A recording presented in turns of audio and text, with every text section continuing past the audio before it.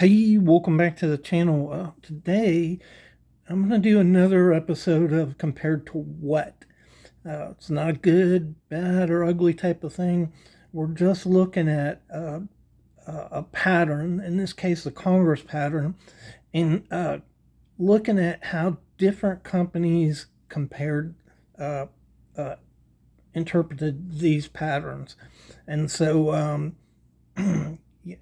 it's really interesting. And I think the way I laid this out, it's going to be a little different than some of the other ones that I did. You can find it pretty informative. So I hope to see you in the video. The struggle is real. Eat something healthy or eat the leftover lasagna.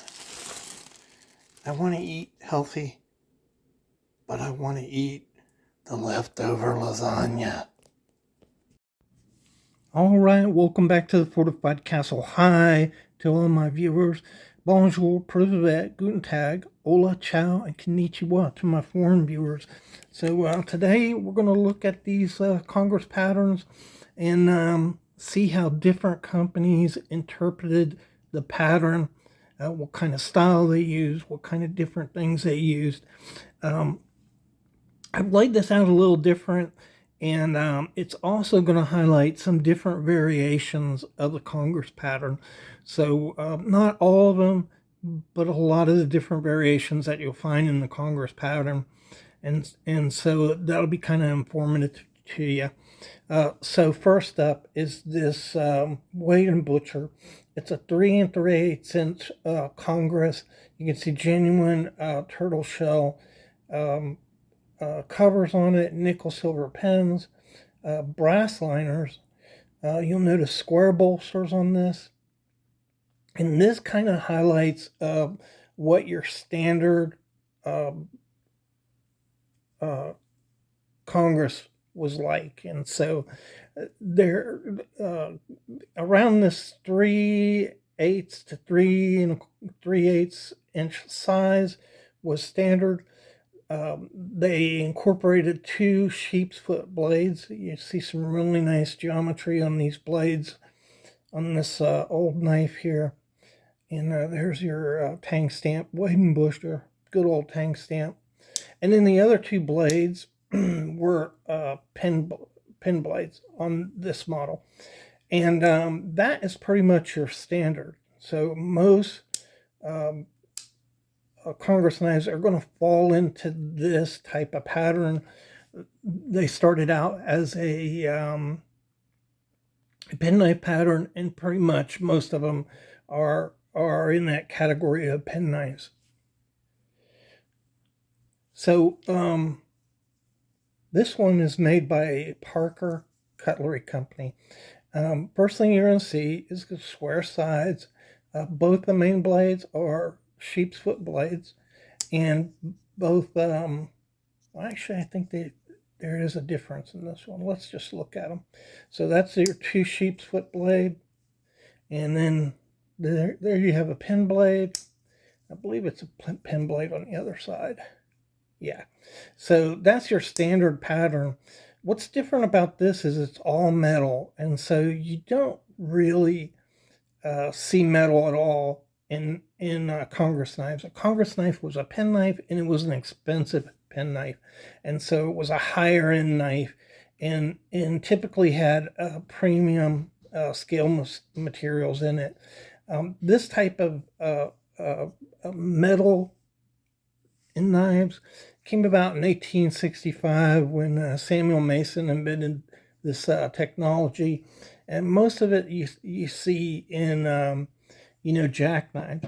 When you do see metal in a penknife, it's going to be like a precious metal, gold or silver. And the main difference is like these ovals were aluminum or sometimes carbon steel, but otherwise you just don't see metal in a penknife at all. So this is a little different right here. Pretty cool. This is part of a limited edition series. Next up is this penknife right here. It's a 3 1/8 inch and beautiful stag. This is another Parker cutlery knife. And here you get into some atypical type of construction in this knife. So the main blade is a sheep's foot. Almost always they're sheep's foot. Some of them did have different blades, like a clip blade, but most are the sheep's foot. And then you see a cuticle blade here. And then the other small blade is a coping blade. And then on the back side, we have a pen blade. And so every blade in this knife is different, and that's atypical of Congress knives. This is actually made by Parker. This one is a Parker knife, but it was made by Schrade. And so this is your first example of kind of non-typical in the blade configuration. Next up is this one right here, little Camillus. This dates to around 2004, I think, and it has synthetic faux abalone scales on it. It looks really good too, by the way, but it differs in that it only has two blades. So you got a pen blade and you have a sheep's foot blade, and this is what we call a half Congress knife when there's only two blades in the Congress knife. And so most Congress knives have four blades, but a good fair amount of them have just two blades. Just another option that they would give somebody. Here's one. This is a GEC. This is another half Congress knife. Atypical blade with a Warncliffe blade on this. Beautiful, beautiful knife. This is 4 7/8 inches. So that's another thing that's a little different about this. And Congress knives, you can find them, as small as maybe 2.5 inches, and they go all the way up to 4.5 inches. But as we said, the standard on these were in between 3 1/8 and 3 3/8. So this is a big Congress knife. The size is not the only thing that's a little different on this Congress knife. The reason I picked it out is it has round bolsters. So you notice on this Congress knife that has the typical square bolsters, and this is round bolsters. So what do you guys think about that? Which one do you like? Do you like the round one, or do you like the square one better? I kind of like the round one. Maybe I have an affinity for things that are different. Beautiful, beautiful stack on this GEC. Nice double threads. This is a really nice knife that kind of really does the Congress knife justice in the fact that it's a high-end knife. So let's go to this one. This is a little different. This is a Rough Rider, and it's a 4-blade Congress. It's a large Congress, 3 3/4 inches. And of course, Rough Riders are known for being inexpensive, but they've done a really good job of taking inexpensive materials and making it look expensive. So this is all nickel silver here, and it's definitely a departure from the norms that you would find in a Congress pattern. And they accomplished this by nickel silver. So all of this is nickel silver. The knife is kind of weighty because of that. You can see the different segments in this knife. There's actually 9 different segments, including the bolsters, and just so well done. There's no gap in between these transitions here. Really well done. You would expect this to be glued, and I'm sure that it is, but these large sections, the heavy metal sections, also have a pin from the inside, so they are pinned. Most likely, these have like a protruding pin on them, and then it's flattened on the scale. So really durable design on this knife, and well executed. Really surprising quality on this knife. Good, smooth action on it. So it's a little different.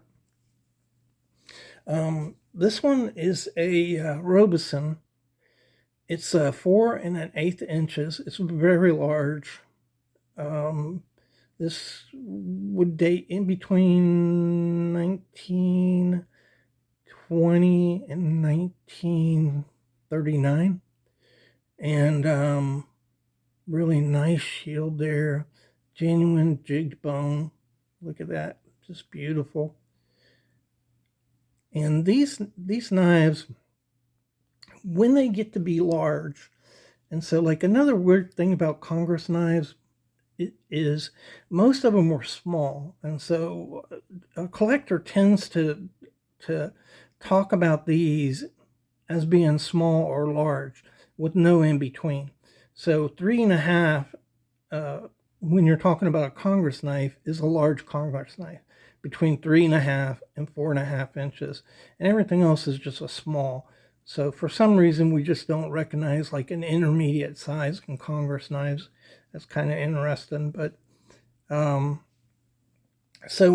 these large Congress knives were mainly sold to the southeast and east of the Rockies. So none were sold to the west of the Rockies, mainly to farmers and ranchers who preferred to use these big ones for their plug tobacco.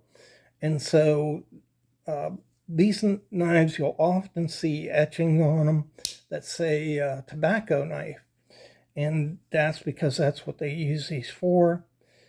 Bernard Levin says prior to 1950, these just didn't exist in the northeast of the United States because the companies marketed them to the southeast and out west.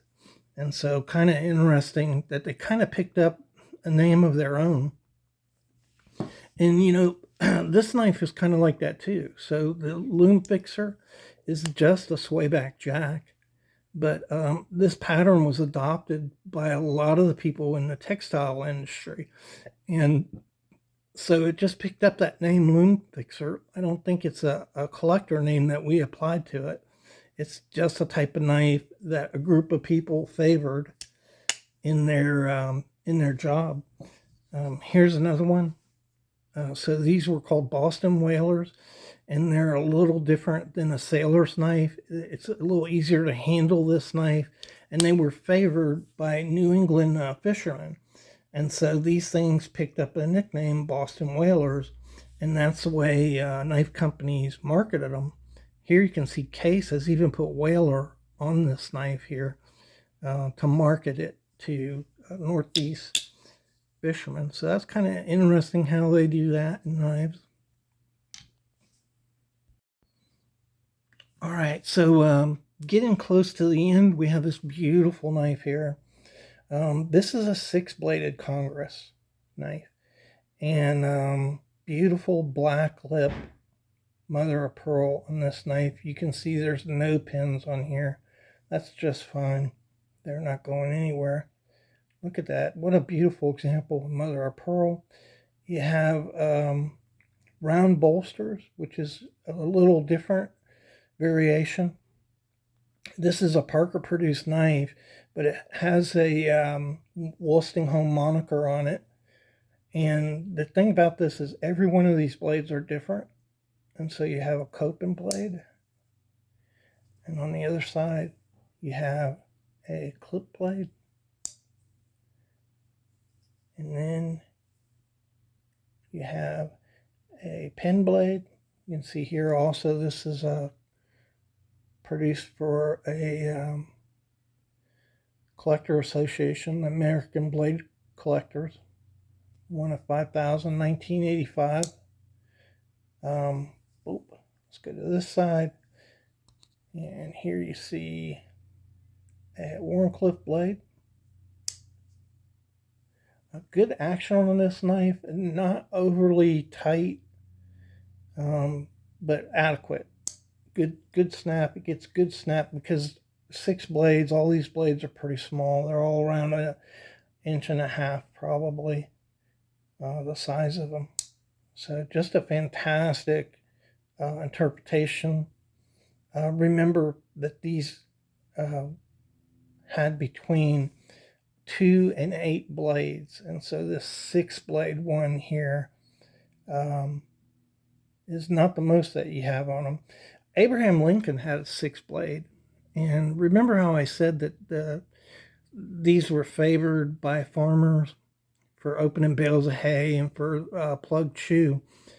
Abraham Lincoln had one of these on him, 6 blade Congress, when he was assassinated. And Abraham Lincoln was a farmer, so he didn't farm in his adult life, but he was born on a farm, raised on a farm, and worked on farms in his youth. And so he definitely would have been familiar with the